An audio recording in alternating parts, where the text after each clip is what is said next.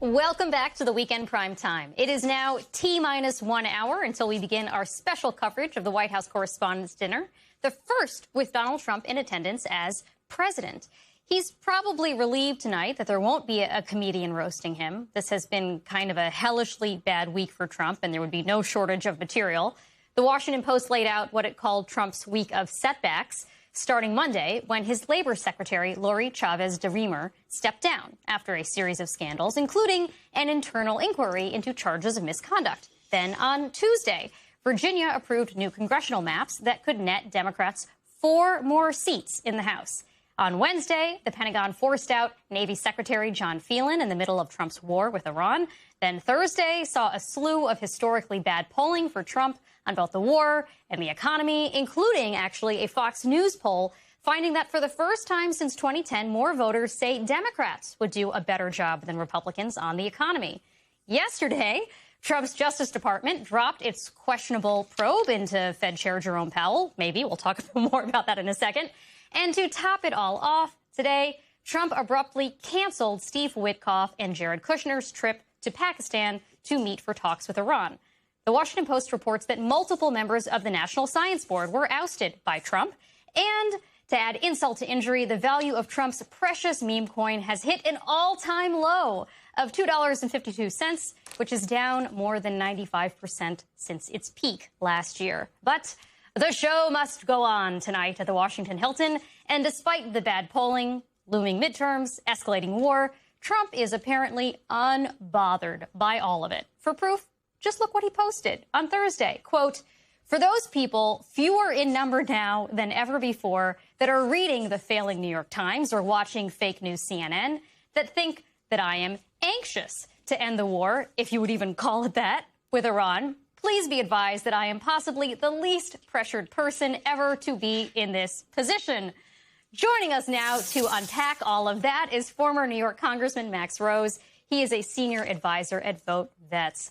So, Max, does that sound like the least pressured person ever? Like, how much chill would you say Donald Trump is exhibiting in that tweet? I would have a panic attack if I was dealing with the list you just laid out here. And look, the numbers don't lie. I think in previous crises that we've seen with Donald Trump in the past, his base has stayed with him, and that's proven out in the numbers, right? So people have been intensely angry amongst Democrats, but there's been a real fissure there. That's not the case right now at all. We're looking at numbers in the 35%, 38, 39%. I'm no mathematician, but it is impossible to get to numbers like that without your base completely disintegrating. And they're looking at all of these failures, the continued inflation. But what they're also seeing are the lies incarnate of his campaign, right? I'm going to do something about affordability. I'm going to stop forever wars.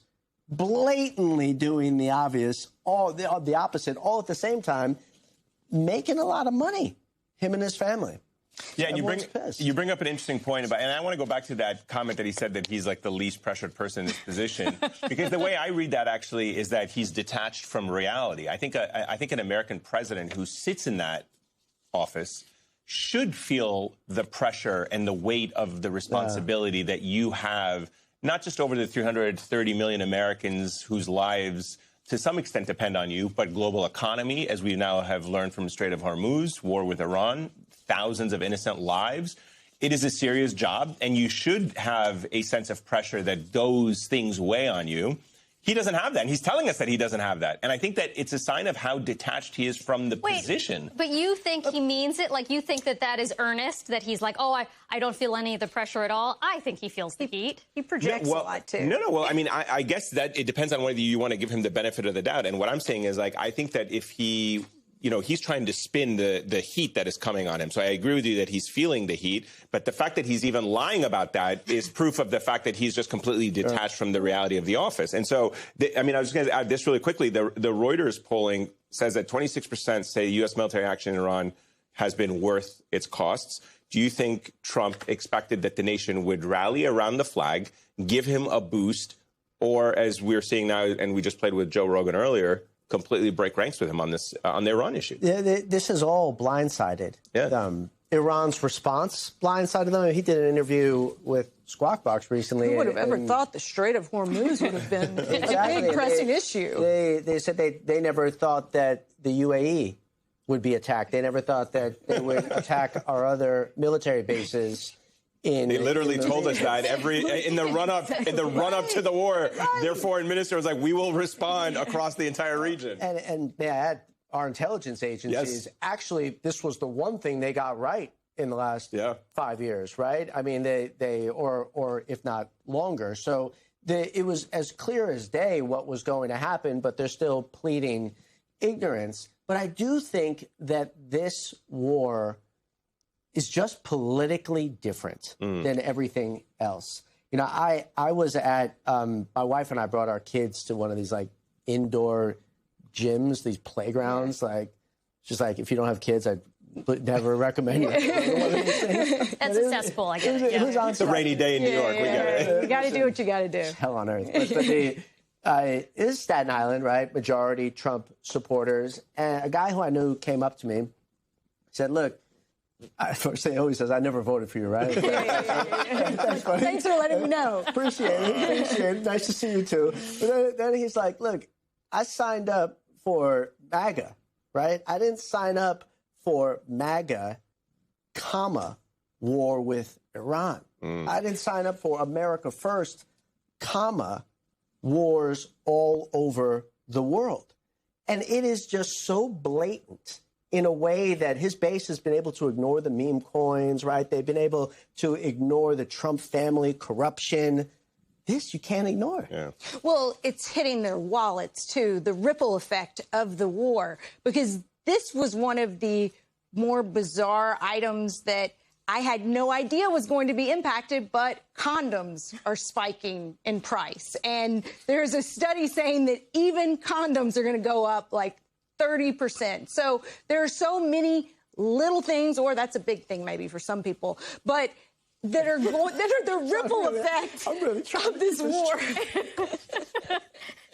Tell us all of your thoughts. Tell us your inner monologue on this. Well, we had a clip, but we had one element of it that we were going to flash on screen and talk about, you know, just the ripple effects of this war. I felt like you'd be there concerned. It is. It's a real headline on the New York Times. She's not making it up. She's not making it up. Just world's top producer of condoms raises prices as Iran war rattles supply chains. Yes. It's not just condoms. It's also food and diesel and jet fuel and plastics and It is. But the condoms are obviously the most uncomfortable thing to talk about. Yeah. But look, the inflation crisis is going in the opposite direction. And what's amazing about the past 6 weeks is how the market has kind of ignored this. Right, how the market has just been barreling ahead, really almost, I actually think at this point, immorally giving Donald Trump like all of this leeway. But inflation is not. The inflation numbers are not. The really quality of life crisis that we're starting to see actually overseas, right, where they're you're starting to see rationing, and that it's only a matter of time where it comes to the entire world. But this inflation crisis is going in the opposite direction. And it's funny, when you watch the Republican leadership now, they're really like rehashing Biden-era talking points. Oh, yeah. Now, 18 months into this administration, they're like, well, Biden was really bad, too. It's like, thanks, dude. Like, that was it's not just ago. that. What are you It's not just that. talking They're about? like blaming corporate greed. They're launching antitrust investigations. It's all of the same things that Biden did to try to like say, not it. It's not my fault. Right. And look, for the most part, it was not Biden's fault. I do think that there are mistakes that Democrats made at the time that made inflation worse, but it was going to happen no matter what. In this particular case, it's really hard to dodge responsibility for the fact that, again, gasoline, diesel, LNG in other parts of the world, condoms, fertilizer, all of these things are getting more expensive. And it's like, it's very easy to connect the dots between the prices going up and the war that Donald Trump just launched. Well, and then public opinion also has moved in a similar direction as Joe Biden's in this new Reuters poll. And I wanted to point out that mental sharpness and Trump's numbers totally has flipped now. And you have like over half the country thinks his mental sharpness has decreased, and only 39% of Americans describe him as mentally sharp at all.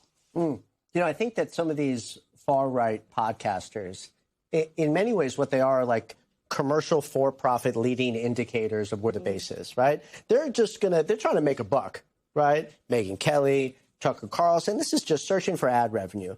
And to watch them, Joe Rogan, all of these others break, Candace Owens, they have all moved away from Trump in the last month.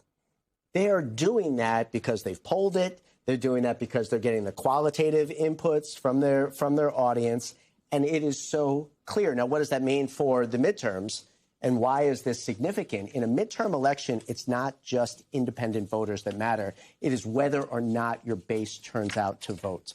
That is the most dangerous thing for the Republicans. But Nick Fuentes is telling people to vote for Democrats. So it's like, Let me play for you. not the endorsement I think Democrats want right now. I don't think we're going to take that one. I want to just get your thoughts really quickly on Jerome Powell. Take a listen to this Trump on Jerome Powell and the probe being dropped. Take a listen. Do you agree with the decision by Jeanine Pirro to drop the investigation into Jerome Powell? Well, I want to find out. You know, it's not dropped. They're looking into the whole thing about the Refer cause. to the IG. What I want to look at, yeah, with the IG. What I want to look at is how can a building that I could have done for $25 million cost $4 billion? That's a big thing, and he was in charge. So we'll get to the bottom of it.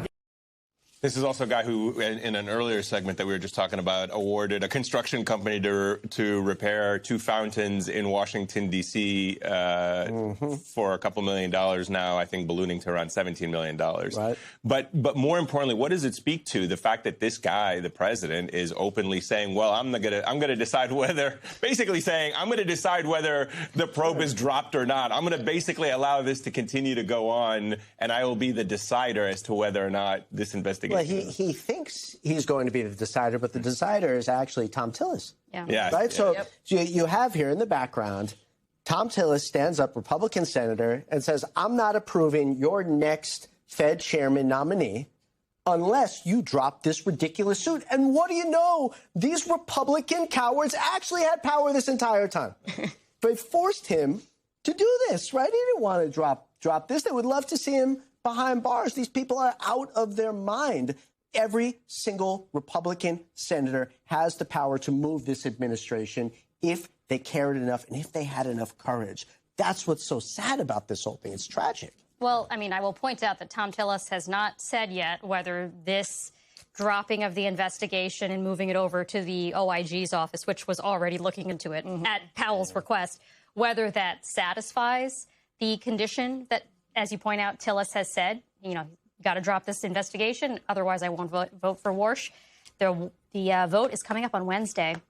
So I don't know. I mean, we're going to have to wait and see whether Tillis, is looking for an off-ramp here. I don't know that he's going to continue to, have the spine that he has shown. I hope he does. And what Donald Trump, by the way, was never an efficient. Yeah. This efficient builder. That No, obviously not. Obviously not. But he did love to launder Russian money and use undocumented labor for. Well, to be clear, we don't. Sites, but now suddenly. To be clear, we don't necessarily know that that's happened, but certainly there's some reporting suggesting it. I digress. Now But stick around. We're going to squeeze. now he wants to. All right. We're going to get in a quick break.